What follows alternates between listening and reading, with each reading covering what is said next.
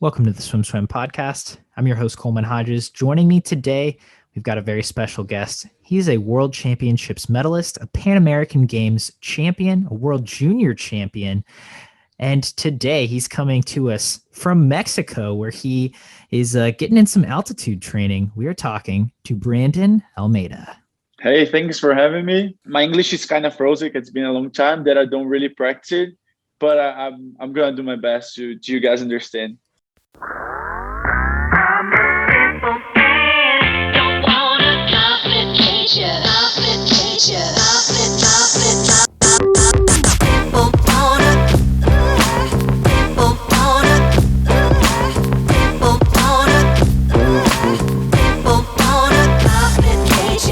We're really grateful for you coming on today, and even though English isn't your second language, and like you said, you're not using it a whole lot lately, I'm grateful for you coming on and being willing to chat with me for a bit. So let's talk about let's start with the here and now. You're in Mexico. Tell me about the altitude training that you're doing there and what you're ramping up for in the future. So I'm here in La Loma, Mexico. Actually San Luis Potosí, for doing like altitude training. It's part of the program of my coach, as a preparation for the Olympic trial. It's going to be in April 21st, I think. So I'm here for like 2 weeks and a half and still like five days left. So I really like, it's really tough, training in altitude, but I really like it after that. We suffer a lot here, but like after it's a good feeling. And do you have training partners who are doing these tough workouts with you? Yes. I have like two teammates from my club team, and also Murilo Sartori. He's from the national team. He's a really talented guy, which like has a really good chance to go to make the Olympics on the 4x2 and the 400 free. So I have like 7 or 8 people here with me. Nice. That's a good group. And I mean, you said that the work has been really hard. Has there been one day that stood out to you as being the hardest? I think yesterday, one of the hardest. And also in the first week, I did like 15 400s, 50 free, 50 IM, long course. And yesterday was like very challenging work, with suit on. It's been a good week. Nice. Yeah. So yesterday you had a racing suit on. What kind of stuff did you guys do? We did 5 200s, off the blocks. So I did fly, back, 2 brass, and 1 free. Nice. Were you happy with your results? Yeah. It was good. It was good. I think one of the best sets I've ever did in altitude. So I feel great. Having been to these camps before, do you kind of know what to expect heading in, just being at altitude and taking care of your body in and out of the pool? Yeah. Actually, I think it's my 7th or 8th altitude training. So I'm kind of like used to it. My coach had like a lot of good experience, going to altitude and then going back and competing.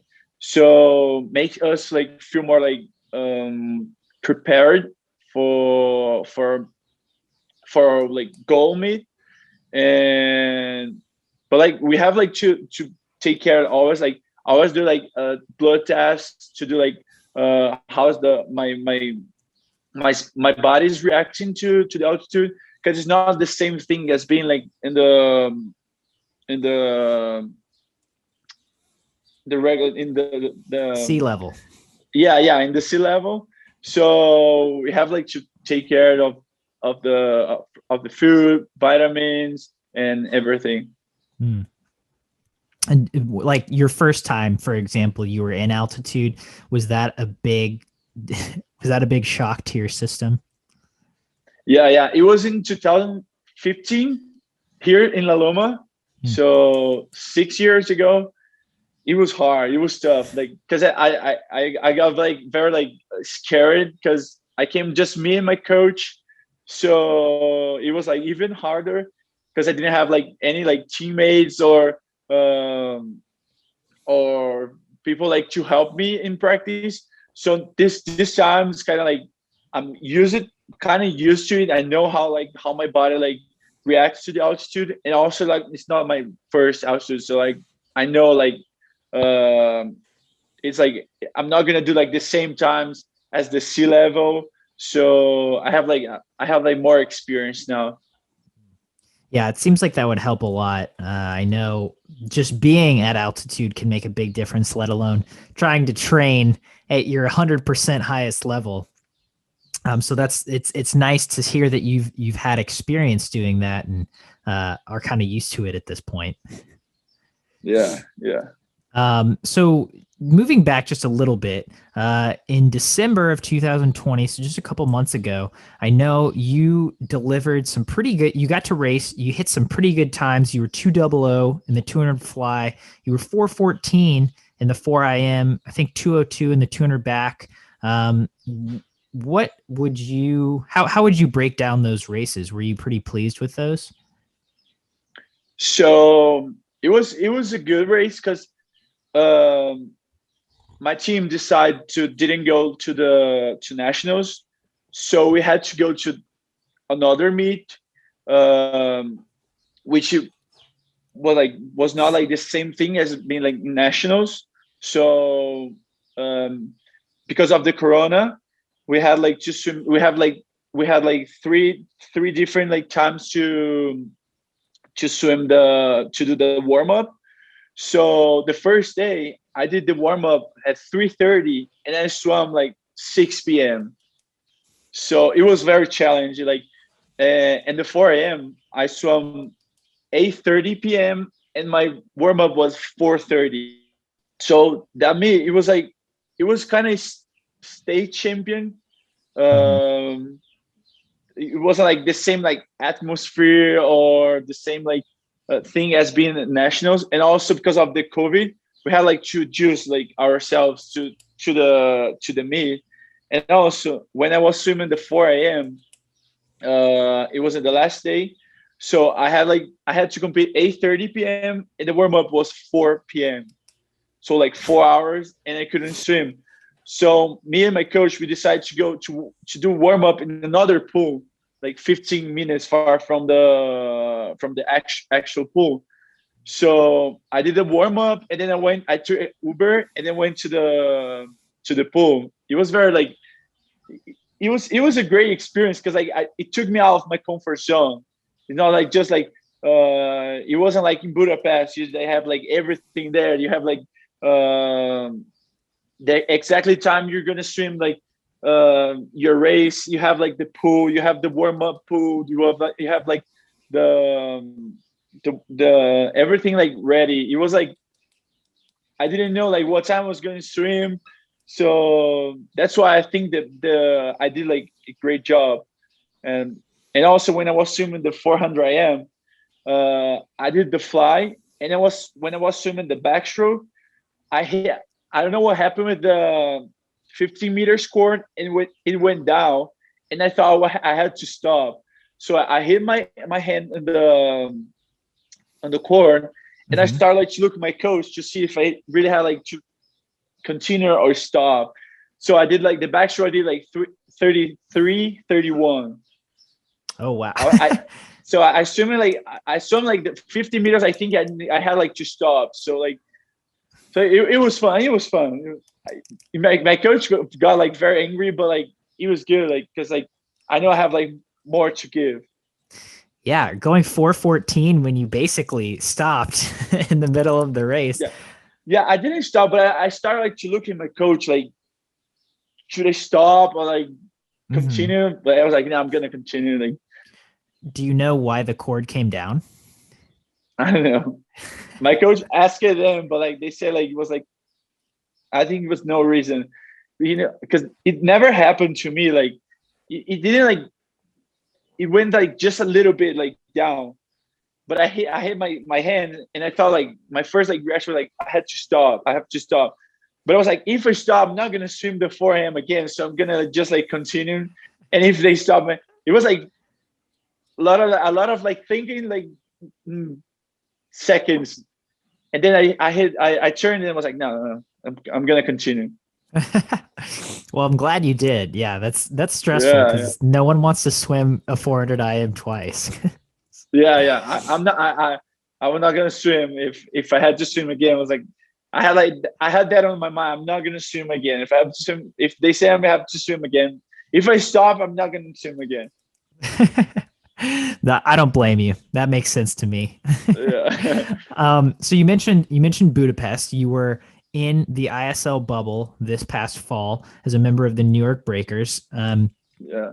And you mentioned specifically that things there were so much more organized. What was it like after having this quarantine period to just go somewhere and to be able to have consistent races week after week? It was a great experience being the ISL. As I told you, it was like very organized. Like we had like time like to do like everything. We've been like tested like the PCR 5 and 5 days just to make sure like no one like got infected. And also the competition, it was like everything like different like from everything that I've ever seen. It was a great experience.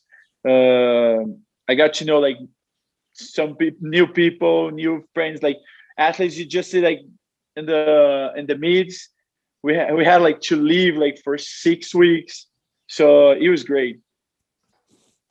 I know everyone had their own rooms, and you mentioned you got to meet a lot of new athletes. In what ways were you able to socialize and get to know your teammates? What? How are you able to like socialize and get to know your teammates?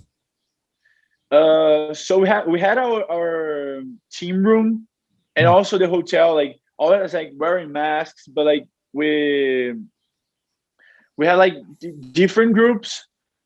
Each team had like your own time, like uh, to go to the pool, and we share like the times, not like the pool, but like we had like some time like to talk. Also like the dining room, we had like our like individual table, but like we could like talk to people like next to you. That I think that was the way that we talk like to each other. Also like it was 6 weeks, so we got to know like a lot of like about like other people. Yeah. What did you think of just your racing in general throughout those 6 weeks? Had you ever been in a situation like that before, where you were just racing every single week? No, it was a new experience for me, and also I got like very surprised. Like I got like really happy with my race because 2 months before I go to Budapest, I got Corona, so I had to stay like 23 days like without swimming. So I only had like 5 weeks to swim to train for the ISL. So I didn't know how like I was going to like to perform, and also like the first meet, my coach talked to our head coach Martin, and they decided like to me like to have like one more week training because I didn't have like too much training before I go there. So they decided like to put me in the second meet, and it actually works. I had like one more week like training, so I think I trained like 6 or 7 weeks for Budapest.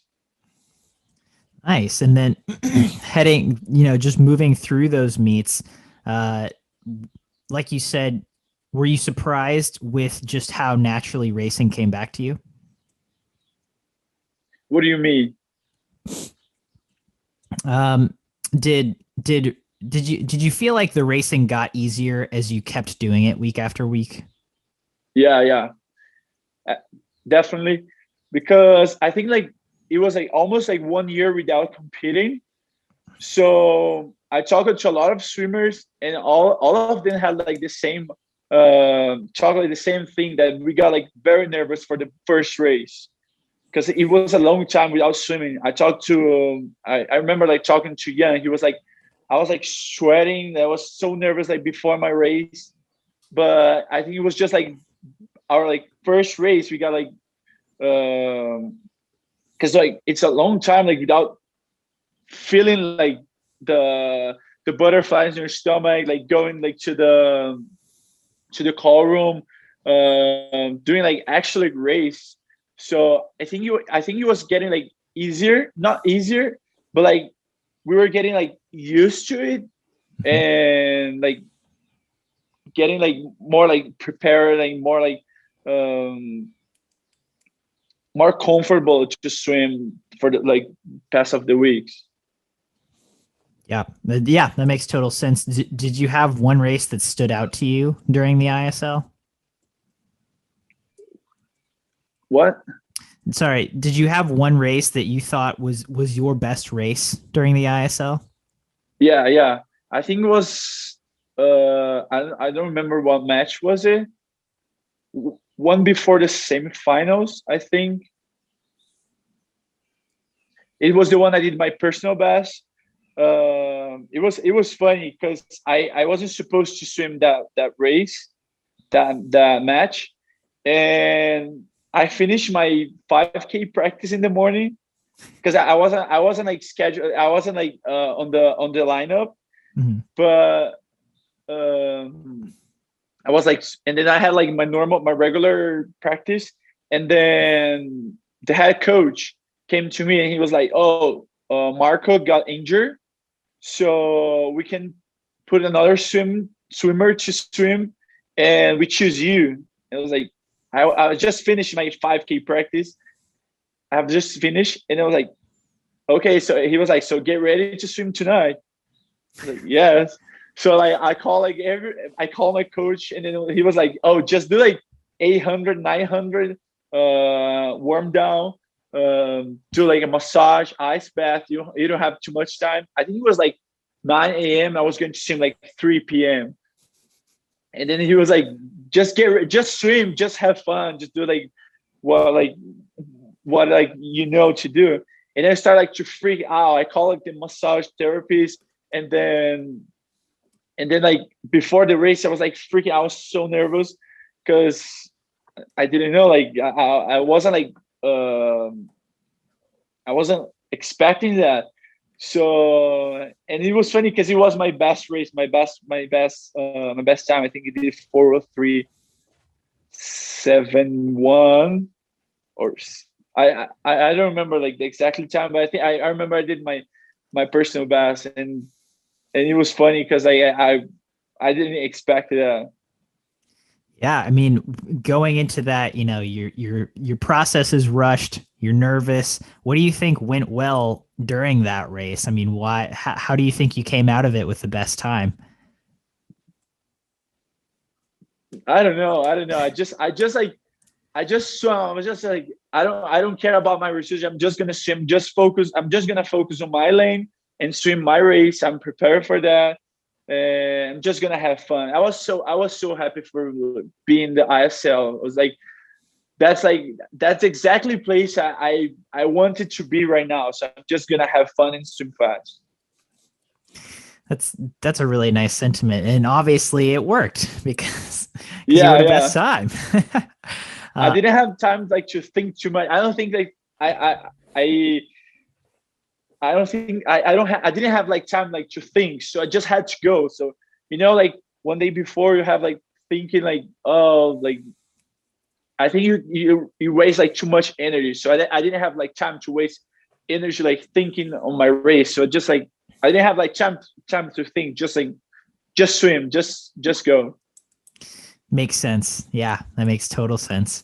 Yeah. And like you said, ISL, it was the place you wanted to be. I want to back up just a little before that. When the COVID-19 pandemic started in March, what was your situation like between March and September when you did go to the ISL? So March, all the pools that are not here, because I'm not in Brazil. All the pools like shut, and I don't think we had like I think it was April that they said that they canceled the Olympics, or it was March? I think it was April, early Yeah, I April. think it was April. So I wasn't expect like they were gonna cancel the Olympics. Like for me, like until like the day that they said like the Olympics was gonna be canceled, I was like preparing for trials, of course, before the Olympics. So I started to freak out. I was like, I need to swim. I need like to find a pool. So I rented a house with 4 more friends with a 25 meters pool to swim. So I never like really like stopped like swim, but I wasn't like practicing. I was just like swimming. My coach was giving me the practice, but it's not like the same thing you swim like by yourself and swim with your coach. So March to like July, I think I rented a house and swam there. And a lot of like ups and downs. Like some days I didn't like swim. I didn't like the motivation like changed like a lot. Like especially when they said like the Olympics was gonna be canceled. But in June or July, my club team like reopened. So we had a lot of restrictions. So it was like just like me and my coach, and then the other group in another time. And then because of the situation in Brazil, our committee decided to take a training trip to Portugal and to stay there like 3 weeks in August. And then when I traveled, I did like a PCR before I go to Portugal, and I test negative. And when I got there, I test positive for COVID, and I had like to stay like 23 days like locked in the house, and I could like see like every day like my teammates going like to practice. It was tough.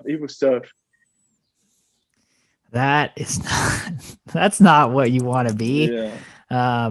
Wow. Yeah. So backing it up a little, in April, when you did find out that the Olympics were going to be moved back a year, did you take a break from swimming at all, or did your motivation go down? Did it go up?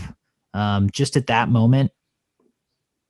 Definitely went down when I find out that the Olympics was going to be canceled. I had a meeting with my coach, and then he was like riding me practice like 3K a day. So I was just like swimming, not training, not doing like anything hard.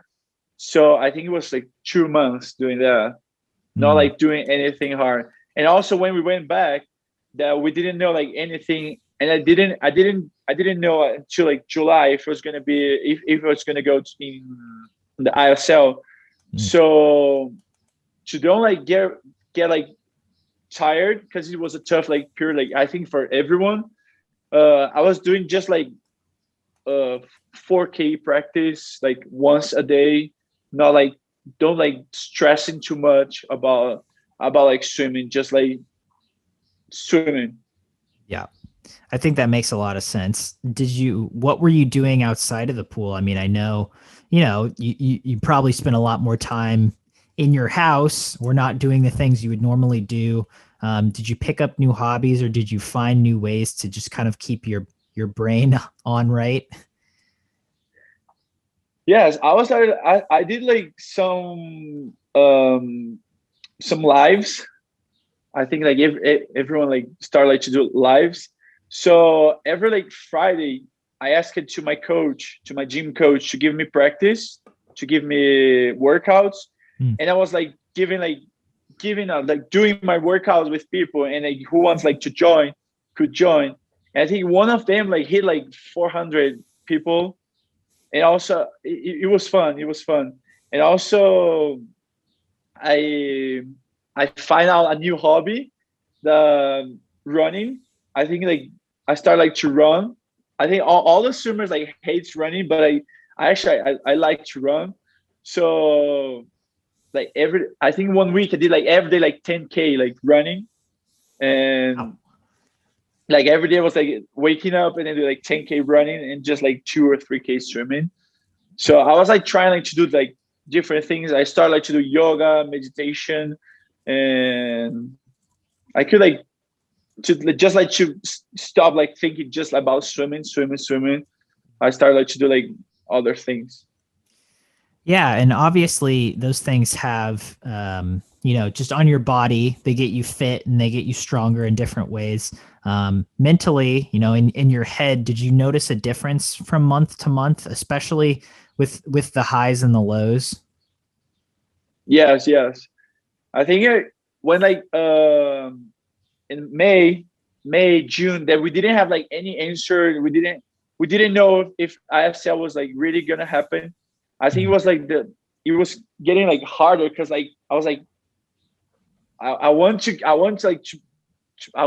I want to swim again. I want to like work hard, but I'm like I know like now I'm not mentally like prepared like to swim or to do like um hard works without knowing when I'm going to compete again, when I'm going to be able to travel.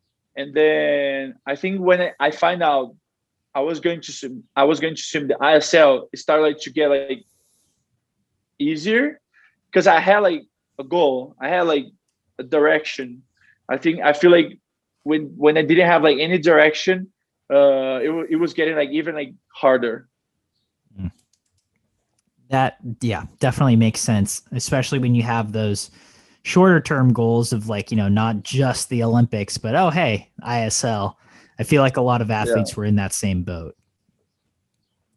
Um, so moving to a more broad topic, you've as I mentioned before, you're a world junior champion. You were Pan Am's champion in 2015. I mean, you've been in the sport for a really long time, and you've been at a high level for a really long time. Did did having this year be so much different, and having it be having it kind of shake up the normal routine for you, did you find that to be overall helpful? I didn't get it. Sorry. um having been swimming for so long at such a high level, did you find taking that break, or doing those things of just, like 3K swims, 4K swims for a long time, was that helpful for your overall mental state? Yeah. When it started, I didn't think it was gonna be good.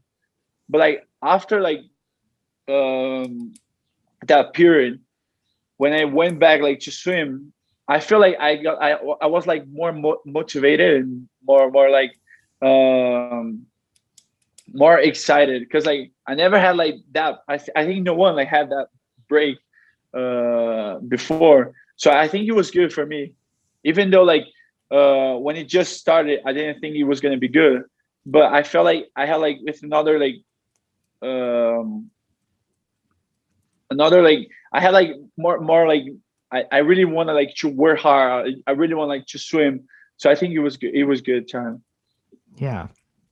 um Again, I'm going back to 2015. You were world junior champion, you were Pan Am champion. Do you feel like that experience moving forward, especially heading into that home Olympic games, did those experiences really motivate you? Or did they do more to put pressure on you? I think it really motivated me. Um, but because I was like very young, like 18, 19 years old. Mhm. So it was like not the World Junior, but like the Pan American Games was a surprise for me. Because like I never like I I I I I like to focus on my goal, but I like to don't expect like too much. So I like to just like swim, like give my best. So it was like very like the Pan American Games was very like I got like very surprised. And also like I remember before the race, we had like um,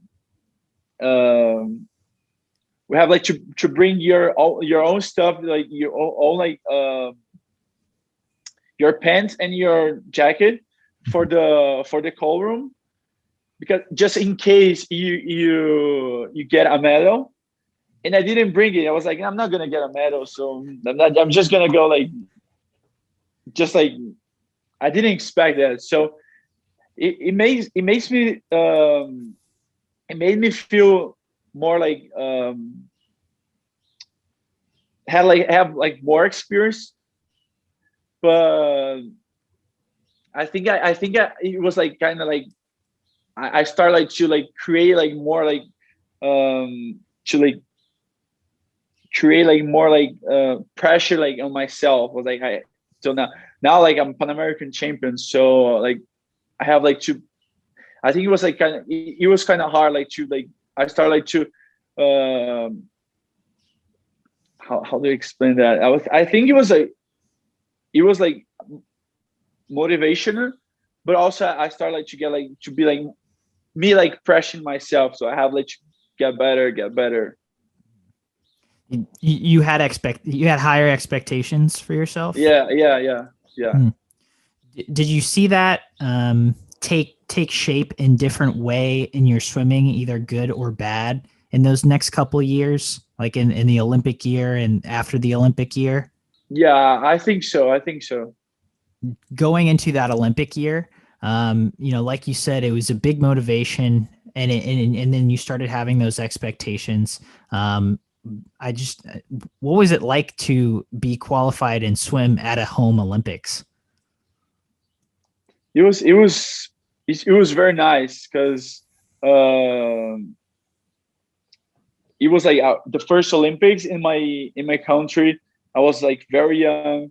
I was going to swim like the first race of because like 4 a.m. is the first race, so I got like very nervous, but it was like it was a dream like came in true. So I always like thinking about like going to the Olympics, but I didn't want like to frustrate myself. So it's like I'm just gonna like live like daily, like day a day, and if it happens, like if it's gonna happen. But I always had in my mind like that I wanted to go to the Olympics, and especially like in my country, which was like even like I can I can like tell like harder, but like it was like bigger. It was like a bigger like achievement. Yeah, I would say so. I mean, getting to compete at an Olympics, yeah, in your home, it seems like a really big deal. And then having achieved that dream, where would you say your motivations were after that Olympics? I think I always have like I always like thinking like step by step. So my goal was like going to the Olympics. I didn't perform as I want to, but like now like my next goal is like going like to Tokyo, and like then like now I got like to the Olympics. Now like I want like to perform well in the Olympics. So it was like after it was very nice for me, because also like after the Olympics, I did like all my personal best, so I was like very motivated. So it makes me have like more like confidence on myself. Yeah, and and then the next couple of years, I think you moved around a little bit. You came to the U.S. to the NCAA for a little while. Can you tell me how that first started? Had you ever planned to come to the U.S.? No, I never planned, but I think after the Olympics, I was like, I need to change. I need like to try like new experience, and I got like the invitation from South Carolina. Mm-hmm. But it was never like I never like plan that. It was just like something that happened. I was like, yeah, so I'm gonna like see how is that like, because like everyone like talks like about like the NCAA's and the college and stuff. So I was like, I'm gonna like try that experience, and then, but it wasn't like never like really planned. It was just like something that happened. Yeah. And what did you think of the experience? I really like it. It was like I could like grow a lot, learn a lot, meeting like new friends, and seeing like how does the famous like college like people like say the famous like NCAA's, how does like it looks like. It was very nice. It was a great experience. What, did you know English at the time you came to the United States? No, Was it, I mean, I'm guessing that was pretty difficult. yeah, it was very hard, especially for taking class in English. When I first got in the class, I was like, what is he talking about? Like, but also like people there helped me a lot. All like my teammates, the coach, they always like put like someone with me in the class. Like I have 100 tutors, and so I had a lot of people like helping me. That's that sounds like a lot. And how long did you end up being at South Carolina? A year and a half. Okay. So I mean, that's a long time. When do you feel like you kind of started to get the stride and feel like, okay, I'm comfortable here. I think I know I'm growing. I know I'm progressing. How long did that take? I think after like the fourth month, it was like when I started like to understand like what people like were talking to me, when I would start like to understand the professors, to understand like the new language, and then start like to do great in the class, and then like I think it was like just it was when I started like to actually like understand like people. Mm-hmm. That makes sense. Yeah. You start Yeah. understanding things. Um, I mean, that's cool. And man, props to you for doing that. I don't know that a lot of people would elect to change that much about their environment. I did you feel like something was really necessary that needed to change in your environment, or did you just want something new?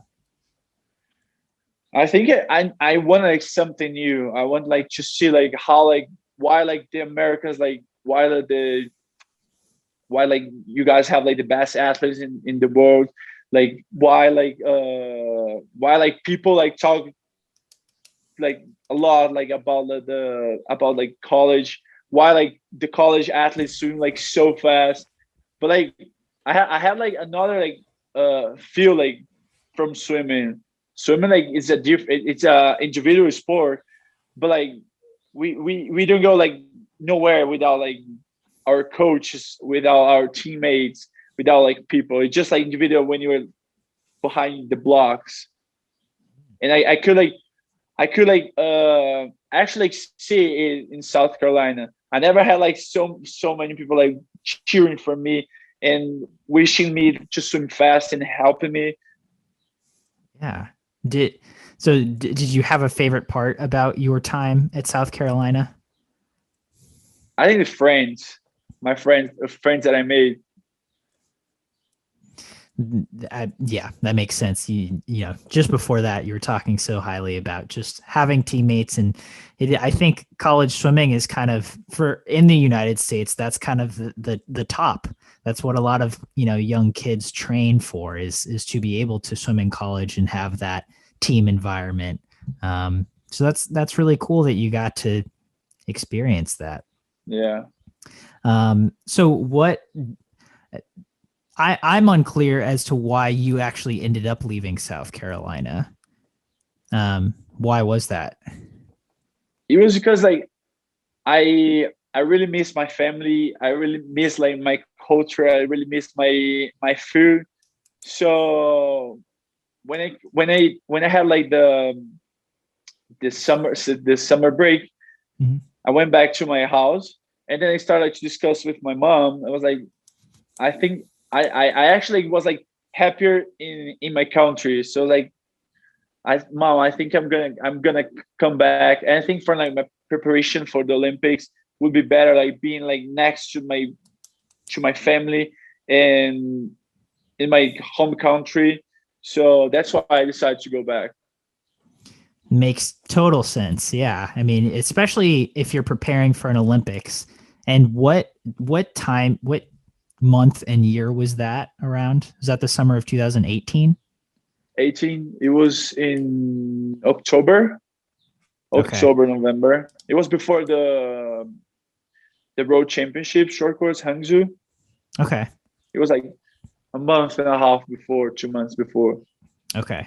Where you won a bronze medal in the 400 Yeah, IM. yeah. I mean, obviously you were feeling pretty good at that meet. I'll always remember that meet for the 4x200 free relay from Brazil that broke the world record, and everyone was just like, what? But I mean, tell me about you moved back to your home Brazil in October. And then heading into that meet, how were you feeling? I was very happy for like being like in my country again. Uh, I didn't like really practice for that meet because it was like a tough period for me. A lot of things was going on, and actually like before I go there, like a month before I go, I didn't practice for like 2 weeks. I was it was really hard. Like I think 2018-19, I was like finding myself. Like I think it was like I wasn't like 100% happy. That's why I think I wasn't like swimming fast. I wasn't like I had like a tough period, and I was like 100% prepared like for that meet. I didn't really like train for that meet, but like when I was like behind the blocks, like I believe it, like that I had like the best like preparation. I was like my best version. So I just as I said, like I just like swam. I just like, and when I swam like in the morning, that I did like 4:04. It was my personal best. I was like, what? So now I think I can get a medal. So now I start. So after like my 4:04, I start like to believe that I could like swim fast. So those 2 years, 2018 and 19, especially in 19, I was like kind of like finding myself as a person. So that's why like I wasn't like 100% happy. So that's why I decided like to change, like to move like to my old coach and the coach I'm now, because I trained with him 2014, 15, 16, and 17 until I go to the US. And then I went back to Brazil and started to swim with another coach, but I wasn't like 100% happy. So the after Pan American Games 2019, I started like to do like really find. I started like to like I really like need to find myself and be happy swimming and enjoy swimming, and that's why like 2019 I moved back to him, and then that's why I got like so sad because to not have the Olympics, because I really felt like prepared. I was like feeling like happy. I was like I really like find myself in swimming, really find myself as a person. So I think it would be great. Yeah, I think a lot of people are in similar boats of they were on really good trajectories heading into 2020. Hopefully they can keep that momentum going into 2021. I think what you're saying is a common experience for a lot of swimmers, in that you start swimming and then you achieve success in swimming, and then you become a swimmer and you don't really know who you are as a person. And it takes a lot of time to find yourself as a person and then find some purpose in your swimming as well. I mean, if you're comfortable sharing it, if not, that's okay. But what are some of those things you found out about yourself, or what went into that journey for you? I think like why like since like I wasn't swimming like that fast, like 2018. I wasn't like feeling like that patient for swimming. I wasn't like feeling like I I wasn't like doing like my 100%. I think it was like I really like I don't know like how to explain, but like I think I needed that time. I needed that time like to see like, oh, it's like swimming is like what I really want to do. Like it's what like I really want. So I don't like to do things like 50%. So when like after like my bad results in 2019, I was like I need like to do like to to be like my best version, and see like if it's like it is like really what I want to. So then like August 2019, when I was like I'm going to swim with the coach that I really trust, and really like enjoy swimming, enjoy my time in the pool, enjoy the process. And I talk a lot to my friends in ISL Budapest, because we had a lot of time to talk. And then it's a cliche quote, but like makes like totally sense. Like happy swimmer is a fast swimmer. So I think I wasn't like happy. That's why I wasn't like performing well. Like you said, it's a cliche in the swimming world, but it is very true. Yeah, And yeah. and I think, yeah, like you said, if you're happy, then things are going to click, whether you're swimming fast or not, I think. But a lot of the times leads to fast swimming. Yeah. Of course you have to work hard. Like it's just not just like being happy. But I think enjoy the process and be happy. Like working hard is like it's the key. Makes total sense. Brandonn, I really appreciate you taking the time to sit down and talk with me for a little bit. Any other thoughts before we sign off today? No, I think that's it. Sorry about my English. I try. It's my second language, so sorry. Yeah, I'm impressed. If I had just learned Portuguese 3 years ago, I would not be speaking as well as you were speaking English. So I appreciate you making the effort and being willing to talk with me today. It's been really great. Thank you. Thank you.